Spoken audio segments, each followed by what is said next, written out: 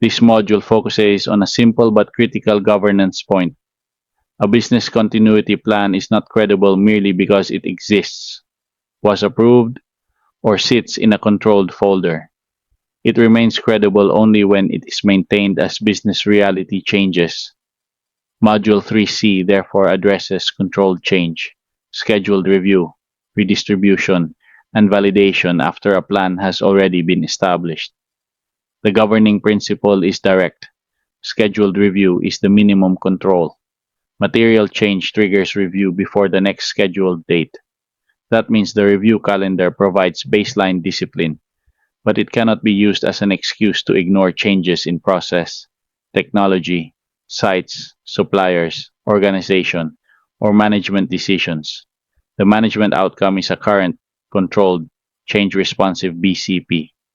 In practical terms, the plan must identify what changed, assess continuity impact, classify materiality, update affected artifacts, obtain approval, set an effective date, redistribute the current version, brief or train affected users, verify the change, and close the maintenance action with evidence.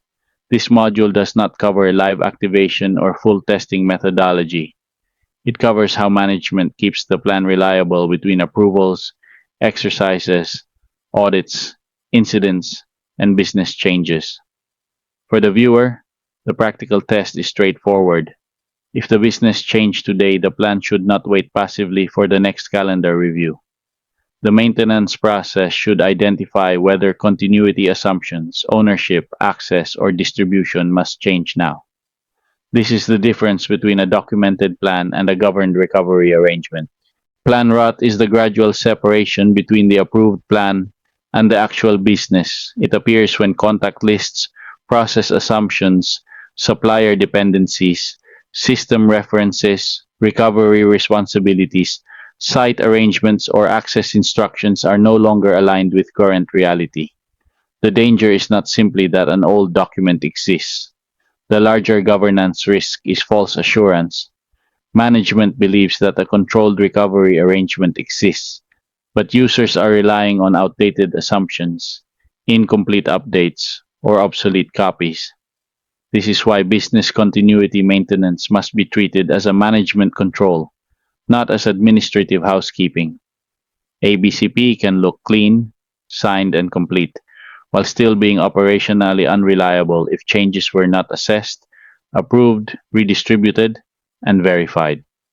Module 3C treats actual events, exercises, audits, incidents, and management reviews as maintenance inputs. They may reveal gaps, trigger changes, or create corrective actions, but they are not discussed here as a live execution or exercise methodology. The key message for executives and plan owners is that the approved document is only one part of control. The real arrangement includes ownership, current information, controlled access, valid assumptions, managed changes, and evidence that users have the correct version. This framing is useful for management review because it separates document existence from control effectiveness. The plan may be approved, but approval does not prove that call trees, site arrangements, supplier interfaces, technical dependencies, or user access remain valid. Maintenance therefore protects confidence by keeping the recovery arrangement aligned with the operating model. The scheduled review baseline is the minimum discipline that prevents maintenance from becoming purely reactive. It gives plan owners and BCM coordinators a formal opportunity to check whether the BCP remains aligned with current contacts, call trees, process ownership, technical dependencies, supplier interfaces, BIA assumptions, and management review outcomes. However, the baseline is clear that review timing must be organization defined or regulator defined where applicable. It should not be presented as a universal review frequency. The value of the scheduled review is not the calendar entry itself. The value is the quality of review performed. A common maintenance mistake is having a review calendar without meaningful review. That means the organization marks the review as done, but does not check whether business changes, audit findings, incident lessons, exercise results, action status, supplier changes, technology changes, access controls, and residual risk have actually been considered. Scheduled review provides the baseline control, but it must not delay event-driven review. When a material change occurs before the next scheduled date, the plan must be assessed and updated before the scheduled review arrives. The scheduled review should therefore be treated as a structured challenge, not a ceremonial sign-off. Reviewers should ask what changed, what remained valid, what evidence supports closure, what actions are still open, and whether management needs visibility of residual exposure. If those questions are skipped, the review did not provide meaningful governance value. Management of change integration is the mechanism that connects business change with continuity impact. Without this connection, the BCP maintenance process depends on someone remembering to update the plan after the business has already changed. That is a weak control. Module 3C requires continuity impact to be considered when relevant changes occur in process, and organization, technology and data, facilities and sites, suppliers and outsourcing, products, services and projects, or incidents, audits, and management decisions. These categories are practical because they reflect where continuity assumptions commonly change. A new or modified process may alter recovery priorities. A system or access control change may affect technical feasibility. A site change may alter access, logistics, or emergency copies. A supplier or outsourcing change may affect external dependencies.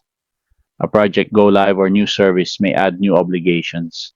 Audit findings, incident results, exercises, and management review decisions may reveal that the plan no longer represents current risk. The common mistake on this slide is no MOC integration. A review calendar alone cannot capture material change before exposure is created. The control point is early identification. MOC integration should not wait until the plan owner discovers the change after implementation. It should create a signal that a continuity impact assessment is required. That signal allows the organization to keep the plan synchronized with actual operating arrangements and avoid preventable gaps. The controlled maintenance workflow converts triggers into accountable action. It must remain complete because each step protects a different control objective. The sequence is trigger, impact assessment, classify materiality, update affected artifacts, approve, set effective date, redistribute, brief or train users, validate, and close. The trigger identifies that something may affect the BCP. The impact assessment determines what parts of the plan, annexes, assumptions, contacts, suppliers, systems, facilities, or responsibilities may be affected. Materiality classification then determines how much governance is required. Updating affected artifacts is not limited to the master plan. It can include annexes, action cards, contact lists, IT disaster recovery interfaces, cyber response interfaces, supplier plans, communication interfaces, and related records. Approval confirms that the change is authorized. The effective date controls when the new version applies. Redistribution ensures the current plan reaches the correct holders. Briefing or training ensures users understand material changes. Validation confirms that the change has been verified at the appropriate level. Closure should occur only when the required evidence exists. Document editing alone is not maintenance. In practice, each step should leave a traceable record appropriate to the size of the change. A small administrative correction may need simple confirmation, while a strategic change may require management approval and residual risk disposition. The workflow keeps those decisions visible and prevents closure from becoming a checkbox exercise. Change materiality determines the proportionate response. The baseline uses three broad classes: administrative, operational or technical, and strategic. Administrative changes are controlled edits that normally require version control, redistribution, and confirmation where needed. These could involve corrections or updates that do not materially change recovery assumptions. Operational or technical changes affect how recovery arrangements work in practice. They require owner validation, and where relevant, briefing, training, or functional confirmation. Strategic changes are more significant because they may affect BIA assumptions, recovery strategy, management approval, or residual risk. For strategic changes, the approved wording is reassess BIA and strategy, obtain management approval, implement changes, and apply targeted validation or residual risk acceptance where required. The common mistake is treating all changes as equal. If everything is treated as major, the process becomes slow and burdensome. If everything is treated as minor, strategic exposure can be missed. The purpose of classification is therefore not bureaucracy.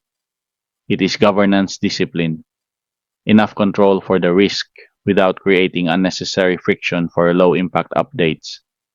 This classification also supports efficient governance. The organization should not overload minor changes with unnecessary bureaucracy. At the same time, it should not allow strategic changes to pass through as clerical edits. Materiality is the control that aligns effort, approval, validation, and evidence with actual continuity significance. Effective date and version controls prevent conflicting active plans. A revised BCP is not controlled just because the content has been edited.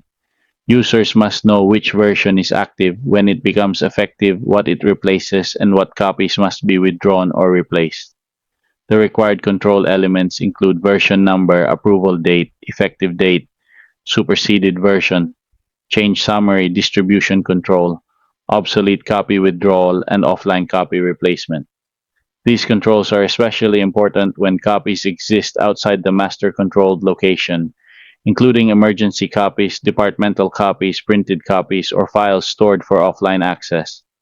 The common mistake is missing effective date control. When the effective date is unclear, different users may act on different versions, and management cannot demonstrate that the current arrangement has replaced the old one. The change summary explains what changed and why it matters. The superseded version reference prevents ambiguity. Distribution control confirms where the current plan must go.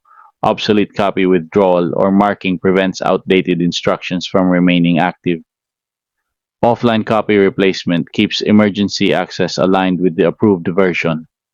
Effective date control also supports auditability. When management asks which plan was active at a specific point, the version record should answer without debate.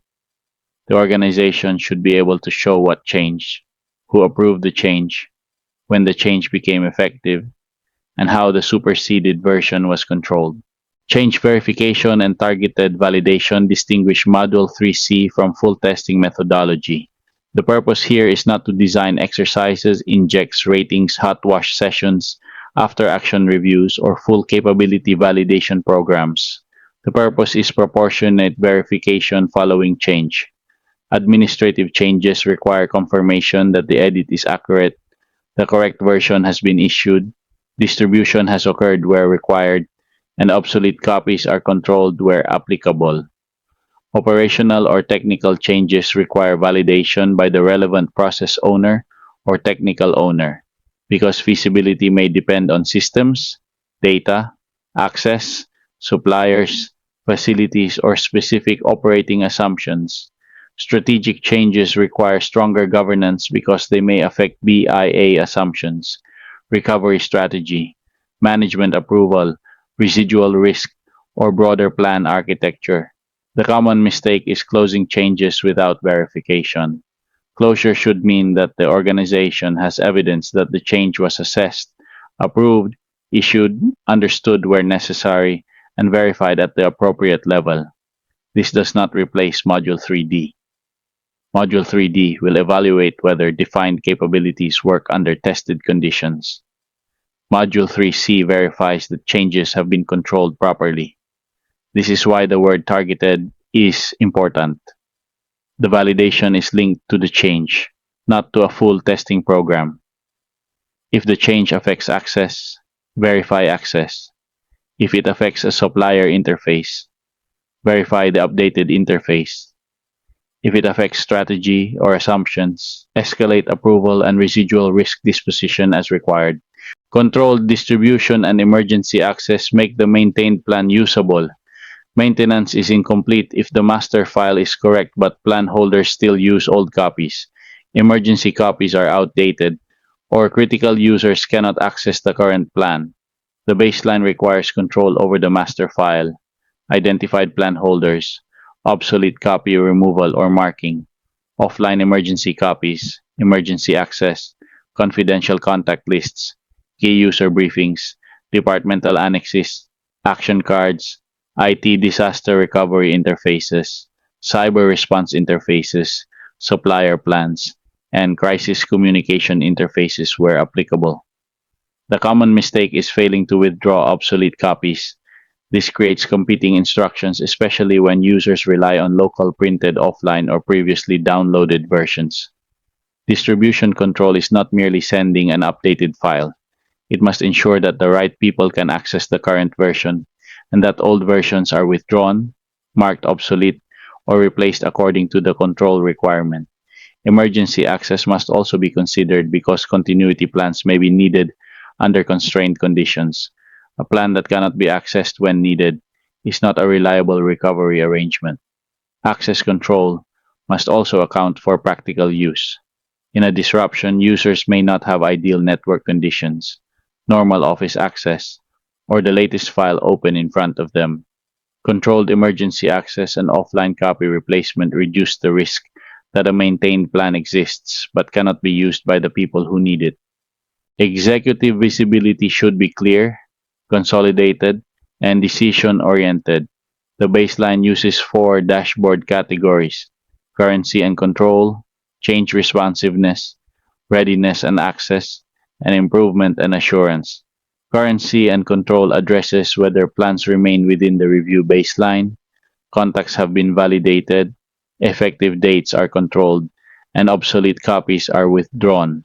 Change responsiveness addresses whether impact assessments are open. Material changes remain unreflected in the BCP. Owner validations are overdue, or MOC items are awaiting continuity review. Readiness and access addresses whether critical plan holders have current access, offline copies are updated, critical users have been briefed or trained, and related IT, supplier, cyber, annex, and communication interfaces are synchronized. Improvement and assurance addresses corrective actions from incidents, audits, exercises, and reviews. Actions closed but not validated. Strategic changes pending validation. And residual risks awaiting management disposition. The common mistake is excessive low-level reporting. Executives do not need a cluttered register. They need clear visibility of whether the BCP remains current, controlled, accessible, responsive to change, and supported by evidence. The dashboard should therefore support executive questions. Are plans current? Are material changes being captured? Can critical users access the current plan? Are actions truly validated before closure? Those questions are more valuable than a long list of measures that does not help management decide where control attention is required. The accountability model prevents maintenance from becoming informal follow-up. The baseline assigns clear roles. The process owner validates operational assumptions and departmental annexes because the process owner understands how work is actually performed. The BCM coordinator controls the integration, register maintenance, workflow distribution, and action tracking because continuity maintenance requires central discipline. The technical owner validates systems, IT disaster recovery interfaces, cyber dependencies, supplier arrangements, facility assumptions, and technical feasibility because these areas often determine whether the plan can work as written.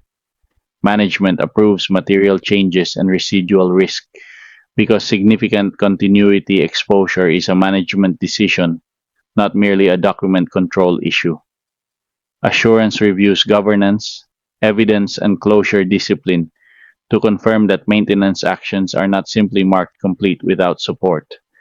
The common mistake is unclear ownership. If nobody owns assumptions, nobody validates changes. If nobody owns distribution, obsolete copies remain active. If nobody owns closure evidence, the organization cannot show that the revised arrangement is controlled, Accountability turns maintenance from personal follow-up into a repeatable management system control. This accountability model also protects continuity from role ambiguity. The BCM coordinator can manage the workflow, but cannot personally validate every operational, technical, supplier, or strategic assumption. Ownership must sit with those who understand and control the affected area, while management retains authority over material exposure and residual risk. This module ends with a clean boundary. Module 3C maintains, controls, redistributes, and verifies after change. Module 3D tests whether defined capabilities work under tested conditions. That distinction matters because maintenance and testing are related, but they are not the same management control. Maintenance keeps the plan current when business reality changes. Testing evaluates whether defined capabilities perform under planned test conditions. Therefore, Module 3C should close with a controlled, effective dated, redistributed, verified, and management visible BCP. The approved closing line is a maintained BCP is not just a revised file. It is a controlled, effective dated, redistributed, validated, and management visible recovery arrangement. This is the practical executive message. A business continuity plan that is not maintained can create false assurance. A maintained plan, by contrast, is connected to management of change, controlled by version and effective date, distributed to the right people, accessible when needed, verified after change, visible to management, and supported by assigned accountability. That is the foundation for Module 3D, where the focus moves from controlled maintenance to testing and validation. The transition to Module 3D is therefore deliberate. Module 3C prepares the plan for credible testing by making sure the maintained version is current, controlled, and verified after change. Module 3D can then focus on whether defined capabilities work under tested conditions, without mixing testing design into the maintenance control lesson.